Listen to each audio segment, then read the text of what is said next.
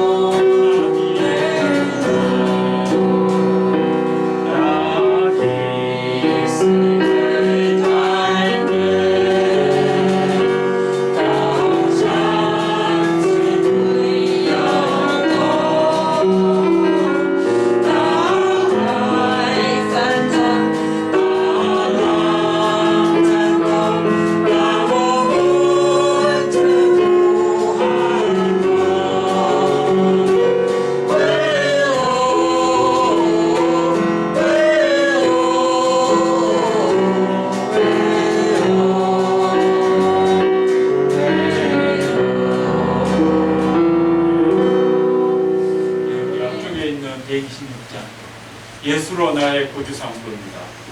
126장 예수로 나의 구주상도.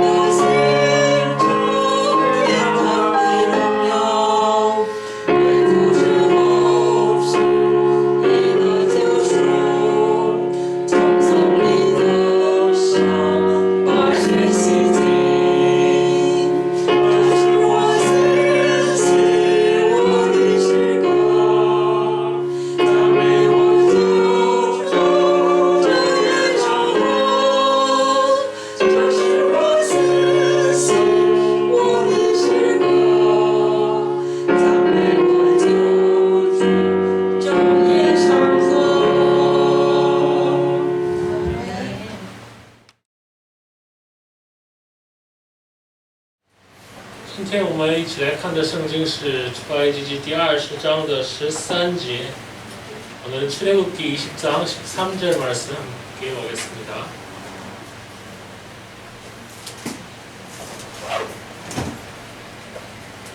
출애굽기 20장 13절.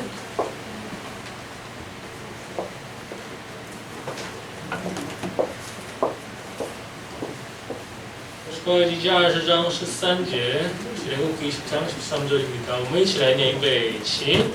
不可杀人，然后再来一遍，预备起，不可杀人，살인하지 말라. 저는 우리가 성경에서 가장 짧은 본문이 아닐까 생각을 합니다. 我们从创世纪当中，我们可以看到神他创造天地。那创造天地的时候呢，其实神他是从无创造有，然后他创造的那些万亿万物呢，我们可以以循序渐进的这样的一个怎么说？这样的一个形式来去描述。比如说，先有光，然后分开水，形成地，然后从那边填充了太阳、光源、动物，以及最后的人类。所以在神的创造当中，其实越往后，神的这样的创造是越精致的。那神的创造当中，最后创造的是人类。那他跟人类和神的其他的创造物有一个根本性的差距。那这个差距是什么呢？就是人拥有神的形象。하나님의 창조물 중에 인간은 그 다른 여타 피조물과는 달리 많은 다른 점이 아니고 근본적인 다른 점이 하나 있는데, 그것은 바로 하나님의 형상과 모양을 소유한 존재라는 겁니다. 창세기 1장 26节当中，神这么说，神说我们以我们的形象和我们的样式造人。 하나님이 말씀하시기를 우리의 형상을 따라 우리의 모양대로 우리가 사람을 만들고. 所以我们在人类当中拥有神的形象在我们心中，这就是人和其他的动物不一样的这样的一个区别。 我们跟其他动物和其他的种类有不一样的这样的一个灵魂，或者说我们有良心，或者说我们有这样的宗教心，这都是起源于我们是按照神的形象与样式造的这样的一个证据。那按照神的形象和样式造的人呢，我们其实是原先是要跟神一起 永住在伊甸园当中，但是因为人的犯罪，神说不要吃那果子，但是人因为没有去遵守神的诫命，他就伸手去摘了神不让吃的果子，以至于他们犯罪，罪就进入到了人类当中，然后人就跟神完全脱离，然后人在人的世界当中就迎来了死亡。 사람이라고 하는 이 안에는 사실 하나님의 이런 많은 형상과 모양으로 남겨져 있는 형상과 모양으로 하나님과 영원히 살게끔 지음을 받은 존재였다는 것입니다. 그러나 인간이 하나님의 말씀에 순종하지 못하고 하지 말라고 하신 그 한 가지를 지키지 못했기 때문에 인간 세상에는 죄가 들어왔고, 그 죄로 인하여서 결국에는 죽음이라고 하는 결과를 맞이하게 되었던 겁니다. 비록 인간이 스스로 죄를 범하여 죽음을 맞이하였지만 하나님께서는 그 죽음에 대하여서는 아주 엄격히 명하셨습니다. 너희들은 절대로 다른 생명을 죽여서는 안 된다. 노아 홍수 이전에는 보통 생명의 피체에 들어있는 그런 생명조차도 죽이는 것을 금하셨습니다. 그 이유는 무엇일까요? 창세기 9장 6절에 보게 되면 하나 생명 안에는 하나님의 형상이 담겨져 있기 때문입니다. 虽然人因为自身的犯罪，他们迎来了死亡，但是神还非常严格的禁止人类去滥杀生命这样的一个过程。为什么呢？因为人的生命当中有神的形象在内。创世纪9章3节到6节当中，神就说，因为神的形象在人心中。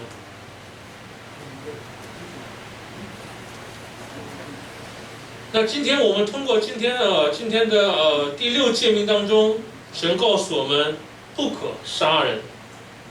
那这个杀人呢，就是取他人的性命。那就是这杀人取他人的性命。那我们换句话说，这杀人就是破坏神的形象。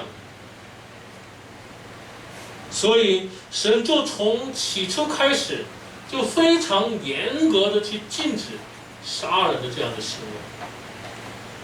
在创世纪第4章当中，我们看到亚当和夏娃的他们的儿女该隐和亚伯，因为该隐他的献祭不被神悦纳，他就非常的生气，然后就杀了他的弟弟。那这样的事情呢，就导致该隐就从神的面前完全的驱逐出去，这就是他当时能够承受的最大的一个惩罚。所以我们可以看到，神对杀人是非常的严格的去评判的。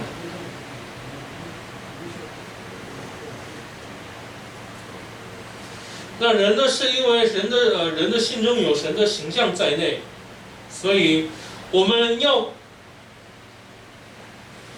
那人的形象，神的形象呢，只有他的决定权只在于神的主权当中，人无法去做任何的事情，人无法去取他人的性命，或者说去放他人的性命，我们做不到。比如说一个人他已经奄奄一息了，已经快要走了，那这样的时候我们还有能力说我可以让他多活那一阵子，是吗？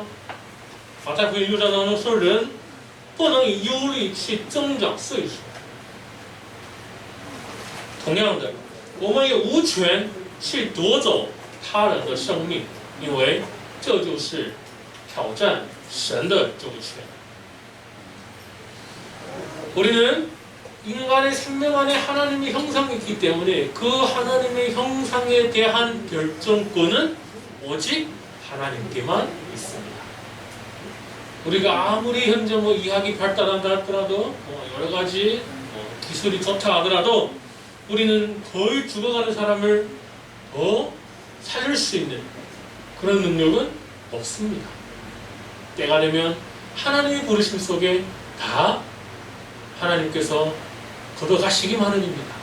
마태복음 6장에 보게 되면 너희가 염려로 하여서 너희 키가 한 자 더하냐, 키가 한 자 더한다는 것은 생명을 더 늘릴 수 있냐라는 그런 뜻입니다.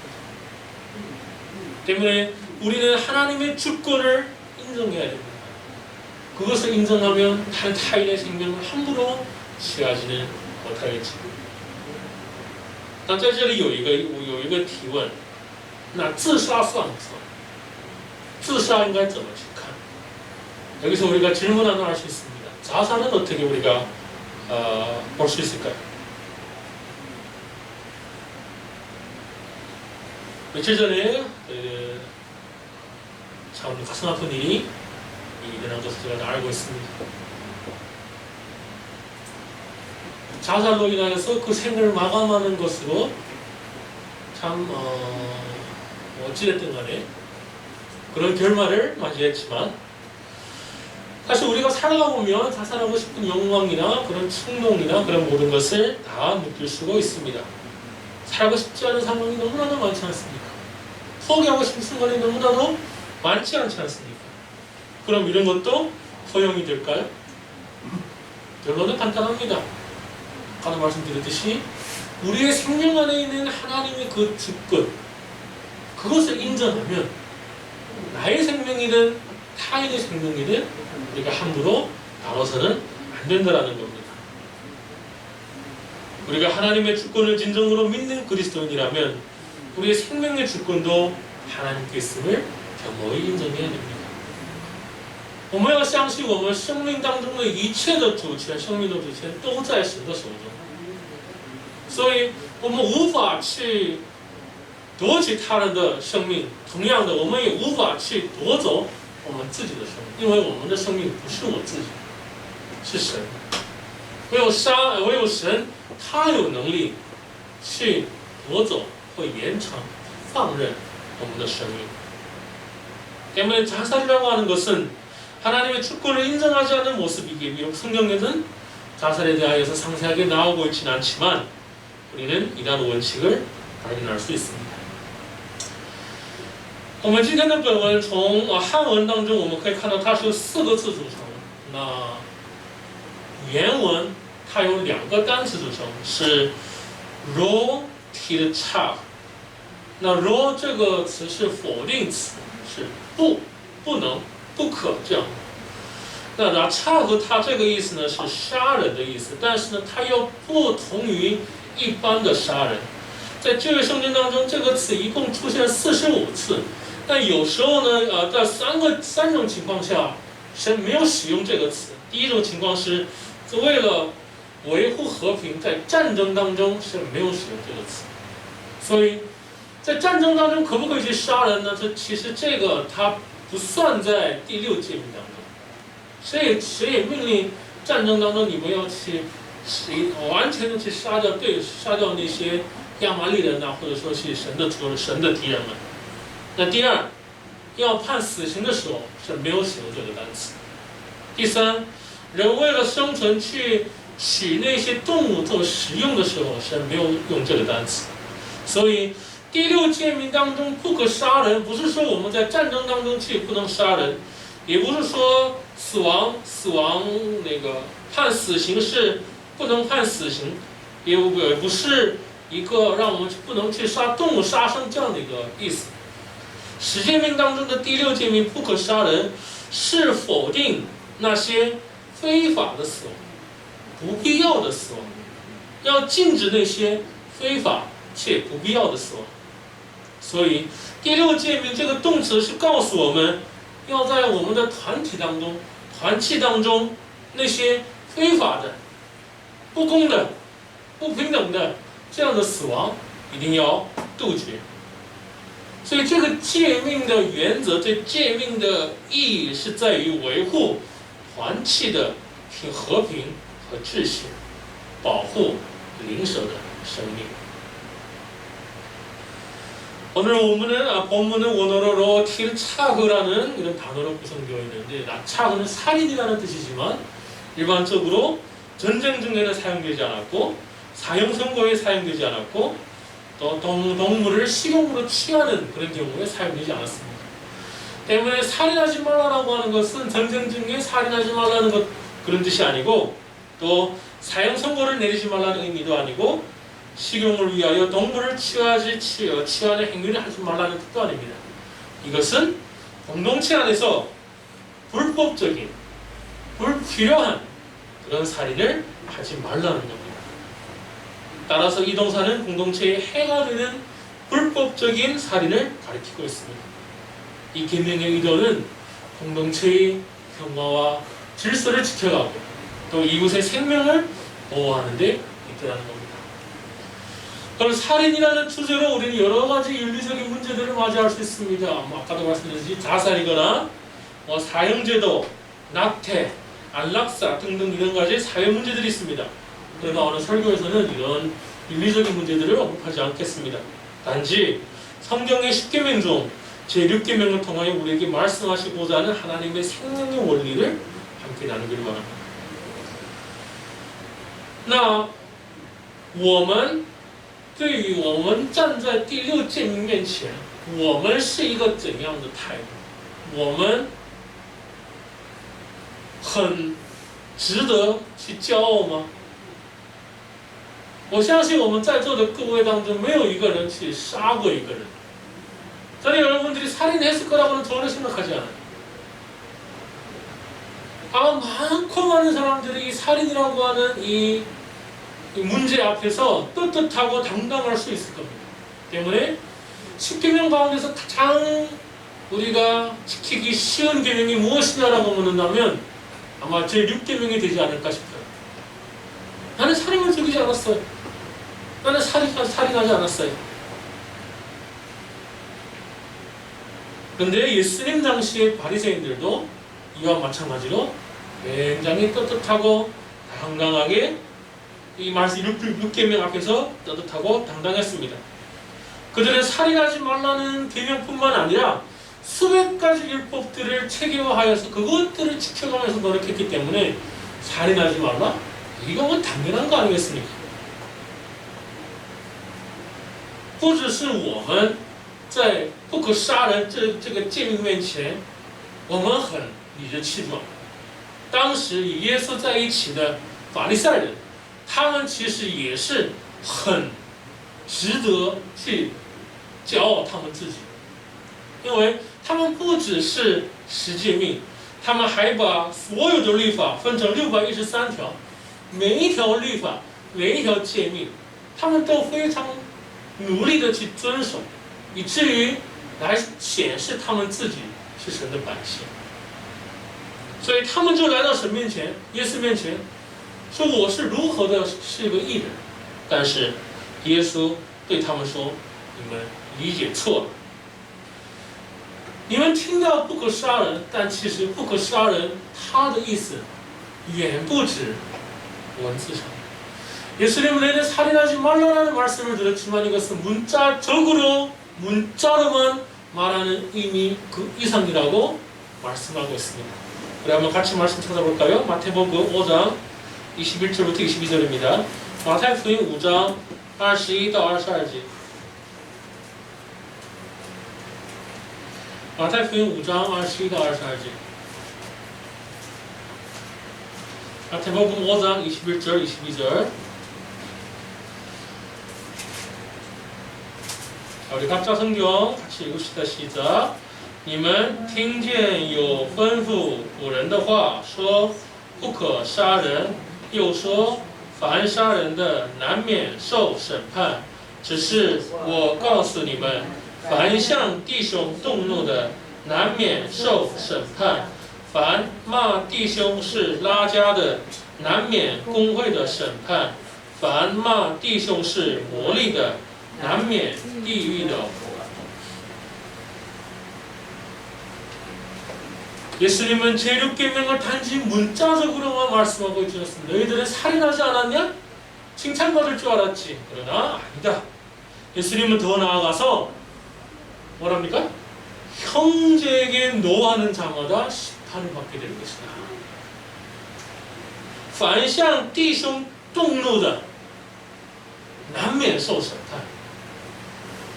주님은 여기서 형제에게 말합니다. 형제에게. 형제가 누굽니까? 형제.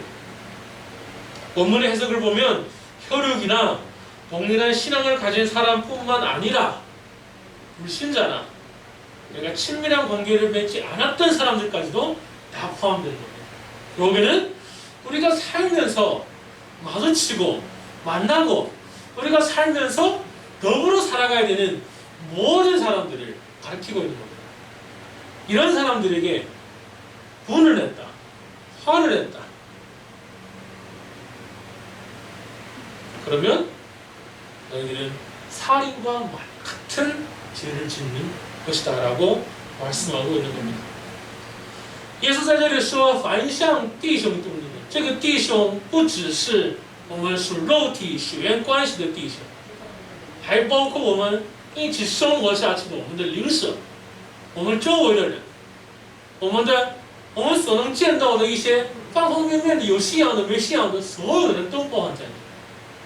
凡向他们动怒的，你们的罪跟杀人是同样的。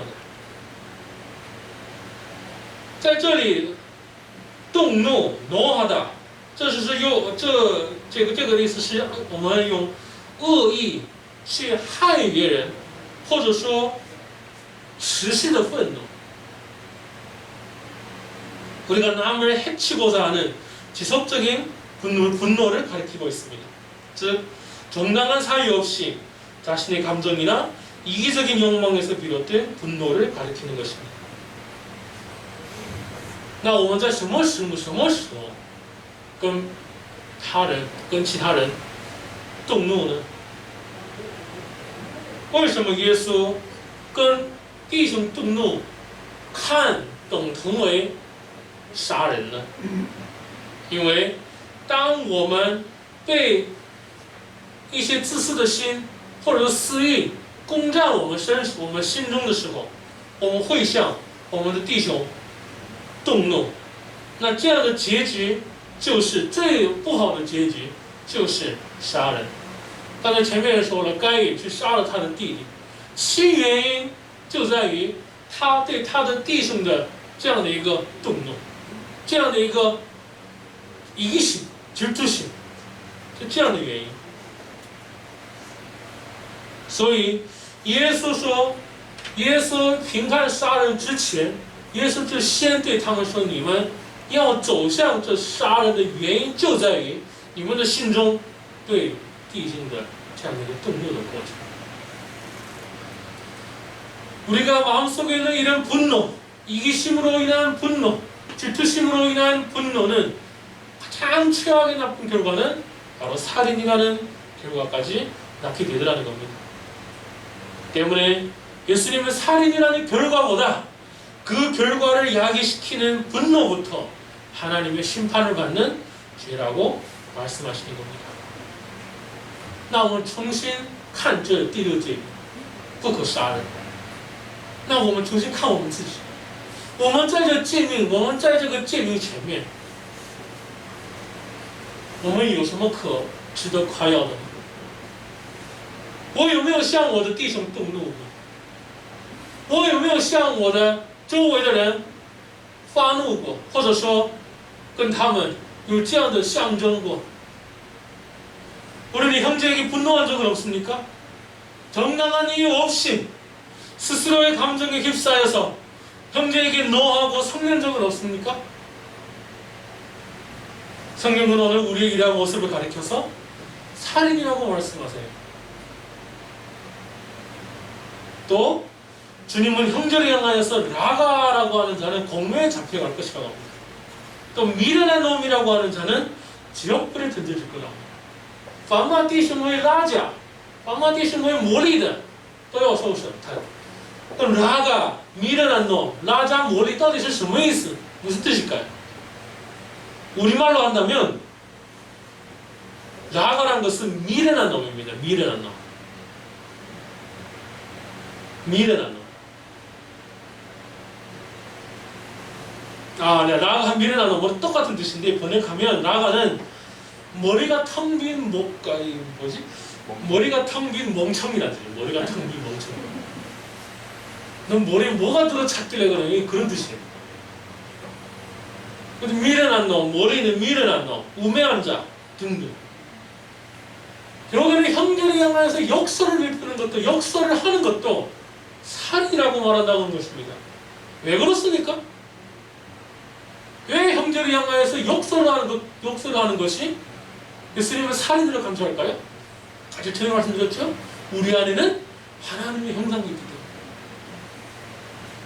우리 안에는 하나님의 형상이 있는데 이 역설, 이 밀어나는 멍청한 놈, 결국에는 우리 안에 있는 하나님의 형상을 짓밟는 거예요. 그럼 우리와 인간과 동물의 차이점이 하나님의 형상인데 내 안에 있는 하나님의 형상을 완전히 무시했어요. 그럼 이건 동물과 뭔 다른 점이 있습니까? 살인과 같은 거라는 겁니다. 耶稣在这里说你们骂弟兄就等于杀人，为什么呢？因为人的心中有神的形象在内。你说你是一个笨蛋，你说你是一个拉加，你是一个愚昧者，你是一个像一个笨蛋一样，那这就等同于无视了神的形象，在他生命当中的神的形象。那这个人他对我有什么本质上的区别？ 这就等同于杀人。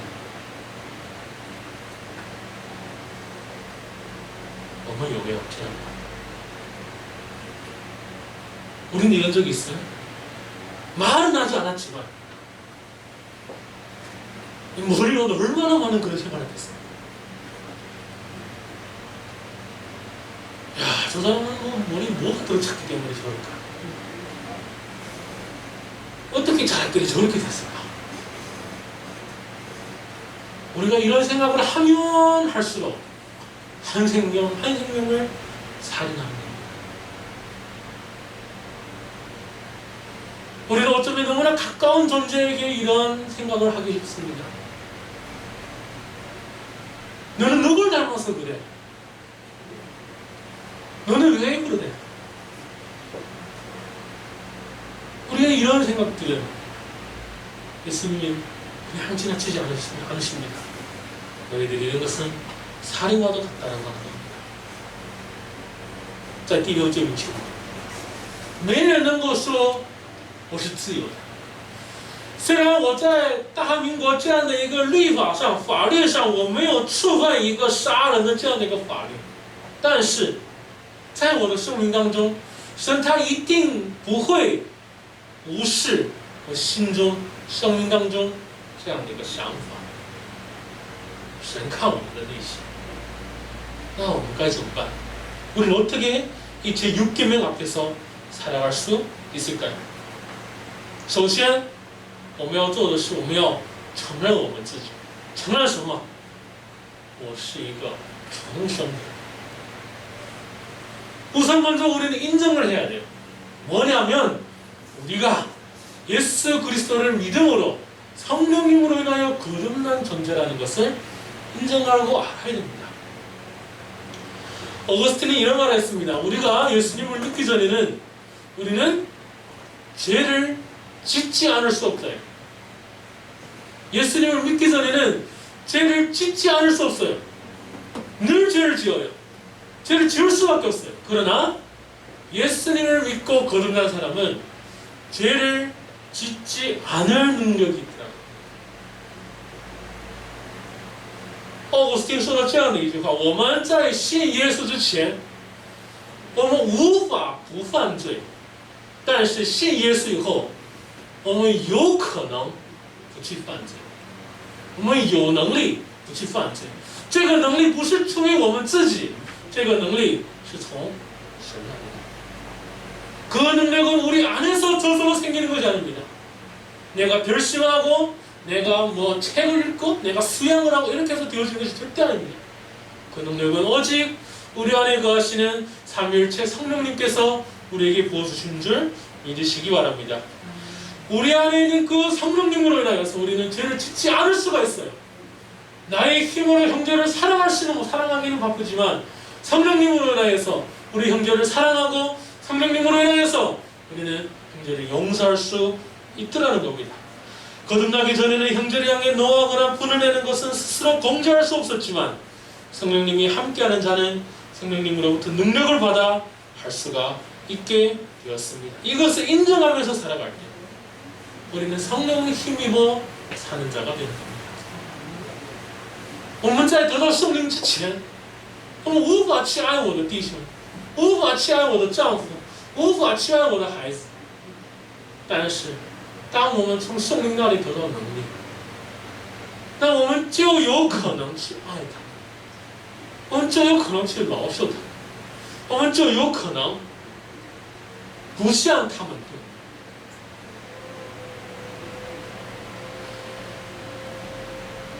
基督徒是跟随耶稣脚步的人，那我们跟随耶稣脚步，我们去重新应用我们今天的话语。那不可杀人，我们又可以理解为把他人的生命看为自己一样。우리가 예수 그리스도의 발자취를 따라가면서 오늘 말씀을 적용해 보면 살인하지 말라라고 하는 것은 타인의 생명을 자기 생명처럼 귀하게 여기라는 의미가 되는 겁니다. 우리가 타인의 생명을 내 생명과 똑같이 존귀하게 서성하고 존귀하게 생각하게 여기지 않는 한 인간 세상에서 살인은 금절되지 않습니다.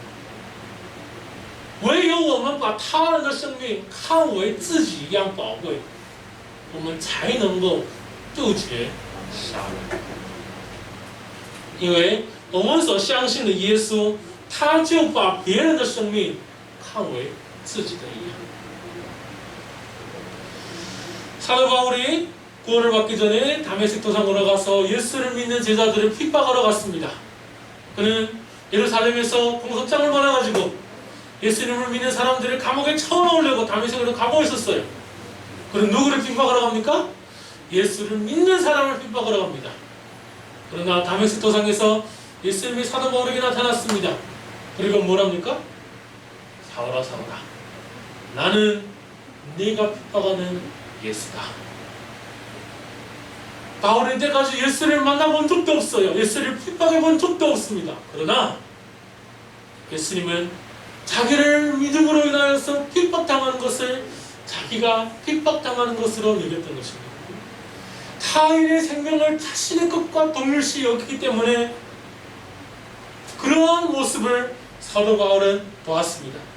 때문에 사도 바울은 그 후에도 어느 누구를 만나든지 그 사람 안에 있는, 그 사람 생명 안에 있는 예수님이 있다는 것을 알았어요.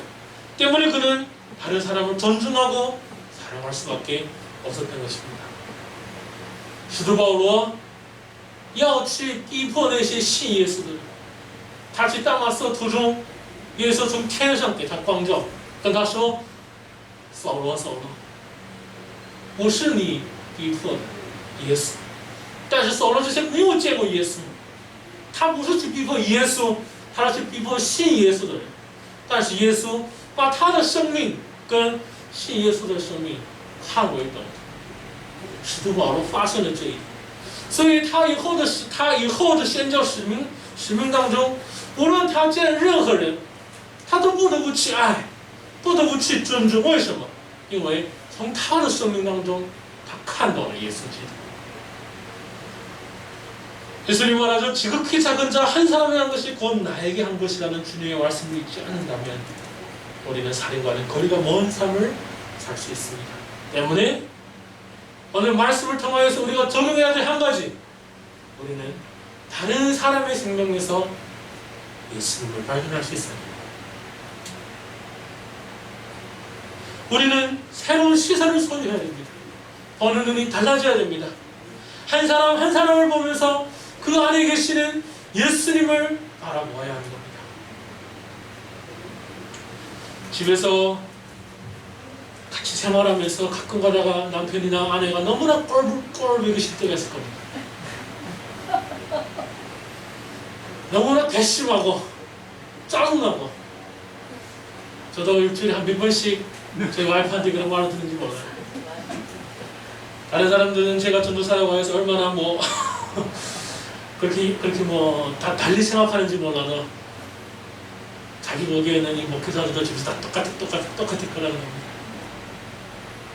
우리가 그렇게 살면서 너무나 마음이 괴롭고 아프고 그럴 때일수록 그 사람 생명 안에 있는 예수님을 우리는 발견할 수 있어야 합니다. 기분 좋을 때는 이럴 필요가 없습니다. 기분 안 좋을 때, 우리의 스스로가 우리의 마음이 무너져 내려갈 때 그 사람 생명 안에 있는 예수님을 바라볼 수 있어야 됩니다. 우리의 직장 동료들 생명 안에 있는 예수님을 바라봐야 됩니다. 우리 이웃들 생명 안에 있는 예수님을 바라볼 수 있어야 됩니다. 우리의 가족들 생명 안에 있는 예수님을 바라봐야 됩니다. 从今以后我们要拥有一个新的视线，要从他人的生命当中看到耶稣基督，从我们的家人，从我们的同事，从我们的那些灵舍当中，从他们的生命当中，我们去发现耶稣基督，那才能够真正的去爱这个人，才能够真正的去杜绝不可杀人。当我们发现这个人生命当中的神的时候，我们能像拥有神形象的这个人动怒吗？我们能向他说那些伤心的话吗？我们能向他恨他吗？我们能有这样的利己的心去对待他吗？所以，当我们去看我们的家人的时候，愿神赐给我们新的眼睛，让我们发现耶稣基督。当我们看我们的职场同僚的时候，让我们发现耶稣基督，所以至于第6诫不可杀人，在我们的生命当中，以爱的方式重新燃起来，让我们以爱的方式重新活过来。 죄를 깨며 살인하지 말라가 우리의 삶 속에서 사랑으로 꺾이는 놀라운 역사를 이루어가기를 예수님 이름으로 부탁드립니다. 我们一起祷告。爱我们的神，感谢你今天通过你的话语来告诉我们，我们心中我们所犯做的一切的罪恶。主啊，你说不可杀人，你说凡向弟兄动怒的、罚骂弟兄的，都看为杀人。主啊，我们的生命当中，我们多少次犯了神的诫命？我们多少次让神伤心？主啊，求你饶恕我们，求你怜悯我们，让我们拥有圣灵的能力，让我们拥有新的眼睛，以至于我们看任何的人都能够从他的生命当中看到耶稣基督，用我们的生命去爱那个人，以至于爱我们的神，让我们的生命当中能够重新以爱的方式去活下去。주여, 주의 말씀으로는 우리에게 말씀해 주셔서 감사합니다. 살인하지 말라는 그 명령을 우리가 마음 깊숙이 새기면서 시선이 달라져서 모든 형제, 이웃, 가족들을 바라볼 때 예수 그리스도의 모습을 발견할 수 있는 저희들이 될 수 있도록 도와주시옵소서. 这样的祷告是奉主耶稣基督的名求，阿门。